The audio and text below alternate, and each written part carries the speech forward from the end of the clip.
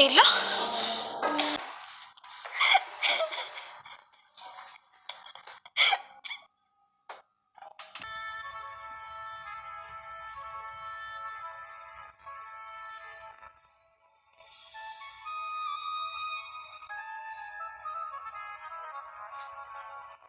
በቃ እኔ ብቻዬን ነው መሆን የምፈልገው።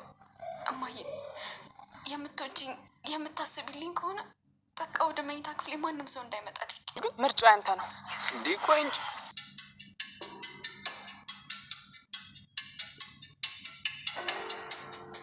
ቆይ ለእኔ እንደዚህ አይነት ስሜት ካለ ለምንድን? ሰላም ሰላም፣ እንዴት ናችሁ የቻናል ቤተሰቦች? ዛሬም እንዴት ለሚለው በአዲስ ቪዲዮ ይዤላችሁ መጥቻለሁ ማለት ነው። እንግዲህ ዴቭ ሁለቱንም ማስለቀሳቸው፣ አደይንም ፍቅርንም ፍቅር በደፍ ፍቅር አልጋ ላይ ተኝታ እየተነፋረቀኝ ነው። አደይ ጋር ደግሞ ለምን አልተናገርክም ብላ ጥላው ሄዳለች። እሷም እያለቃቀሰች ነው በመንገድ ቁጭ ብላ። እንግዲህ ሩታ ጥሩ ሰው ሆናለች። ሩታ እንግዲህ እንደ በፊቱ አይደለችም። ከሌን እጠላሻለሁ ከሌን እወድሻለሁ የሚል አዝማሚያ የላትም። በጣም እንደውም ጥሩ መካሪ ሆናለች ማለት ነው ሩታ። ይህን ሁሉ የምታደርገው አደይ ነበረች። አደይ እንግዲህ ተቀይራለች፣ እንደ በፊቱ አይደለችም።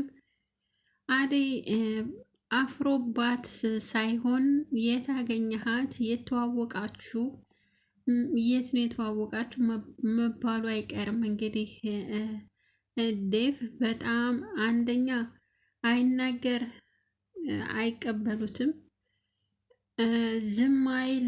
ለምን ዝም አልክ አፍረህብኝ ነው ወይ ያለችው ነው። እንግዲህ አደይ ምንም የተስማሙት ነገር የለም። እኔ እኮ ገና ሲጀምሩ ብትቀርበት ጥሩ ይመስለኛል ብያለውኝ፣ ግን አብዛኞቻችሁ ተመልካቾች አደይና ዴቭ አንድ ላይ እንዲሆኑ እንፈልጋለን።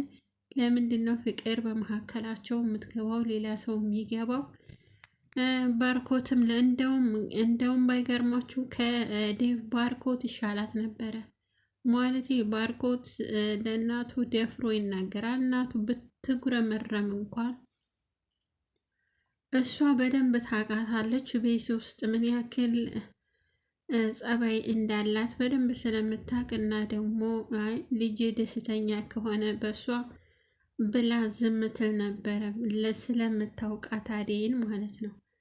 ዴቭ ማንም እንግዲህ እሷ ብታውቃት ቤተሰብ አያውቃትም። ስለዚህ እኔ ኩሽና አግኝቼ ያፈቀርኳት ወይም በዛን ጊዜ ነው የተያየ ነው በእሷ ፍቅር ወደኩት። ምግብ አሰርታ ስታመጣልኝ ኩሽና ስትሰራ ሰራተኛ ሆና ነው እኔ ፍቅር የያዘኝ ቢል በፍጹም ቤተሰባችንን ልትመጥን አትችልም።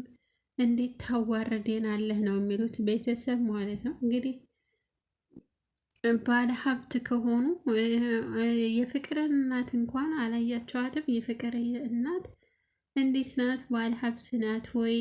እየተማረች ነው ወይ? ትምህርቷን ጨርሳለች ወይ? ባለ ደሞዝ ነች ወይ? የት ነው ያለችው? ቤተሰቦቿስ እያለች እየጠየቀች ነበረ። ሰራተኛ ነኝ ቢላት እንዴት ምን ያክል እንደምደነግጥና ምን ያክል ይሄ አሳፋሪ ነገር ነው ብላ እንደምትል እርግጠኛ ነኝ። በእርግጥ ሰራተኛ መሆን አያሳፍርም፣ ሌብነት ነው የሚያሳፍረው። ሰውን የሆነ ነገር አድርጎ ወንጀል መስራት ነው የሚያሳፍረው። ሰርቶ መብላት በፍጹም አያሳፍርም። ነገር ግን እሷ እንደሚያሳፍር ነው እንትን የምትለው የምታስበው እና ቤተሰቦቹም እንደዛው።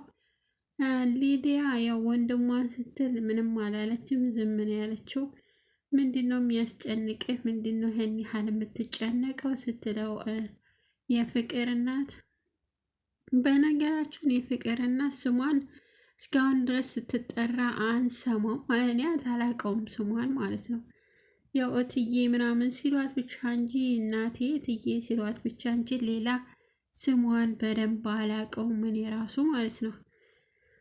ሊሊ ፍቅር ይዟታል ከባቡሬ። ነገር ግን አሁን እንደ አዲስ ኤላ ሊመጣ ነው።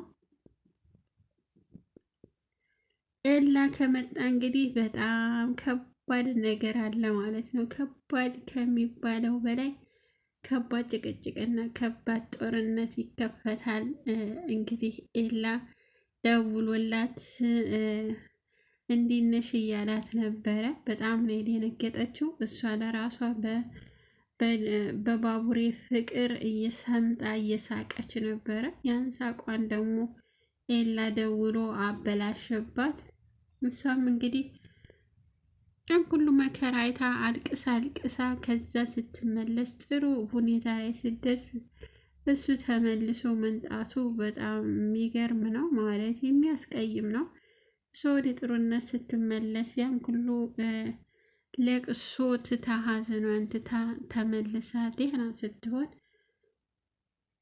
ኤላ መመለሱ ጥሩ አይመስለኝም። እንግዲህ አለልኝና ጫኔ ዛሬ ብቅ ብለው ነበረ። ብቅ ያሉበት ምክንያት አበበ የሚባለው ለማስወገድ ነው፣ ወይንም ደግሞ ከዚህ ለማባረር ነው።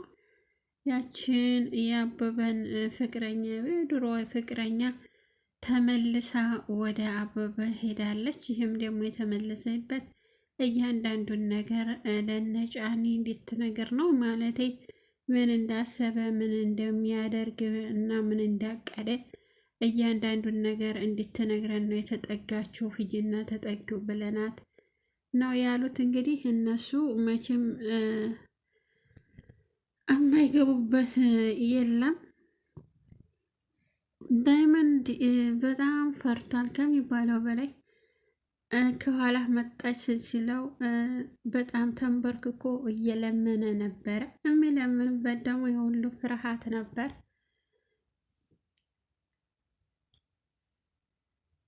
አደይ እንግዲህ የሚገቡ አይመስለኝም። ከእንግዲህ ሆዳ ብዙ ነገር አለ፣ ብዙ ጦርነት ይከፈታል።